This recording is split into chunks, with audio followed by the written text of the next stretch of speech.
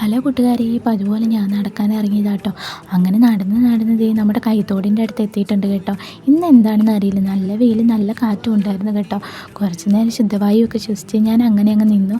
അത് കഴിഞ്ഞ് ദേ തിരിച്ച് വീട്ടിലോട്ട് പോയപ്പോഴാട്ടെ ഇടിഞ്ഞു പൊളിഞ്ഞ വീടിൻ്റെ അരികിലായിട്ട് ഒരു വാഴച്ചുണ്ടിയിൽ നിന്ന് തേൻ കുടിക്കാൻ വന്നതാണ് ഈ അണ്ണാരക്കണ്ണൻ. അവൻ തേൻ കുടിക്കണതൊക്കെ ഞാൻ കുറേ നേരം നോക്കിക്കൊണ്ടിരുന്നു കേട്ടോ. ഞാൻ ആദ്യമായിട്ടാണ് ഇങ്ങനെ തേൻ കുടിക്കണതൊക്കെ കാണുന്നത് കേട്ടോ. പിന്നെ അങ്ങ് ദൂരെ മാറി ഒരു പപ്പായ മരത്തിൽ പഴുത്തു പാകമായ ഒരു പപ്പായ, ഇവിടെ പച്ചില കൊടുക്കാന്ന് പറയുന്ന ഒരു കിളി തിന്നുന്ന കാഴ്ച കണ്ടു കേട്ടോ.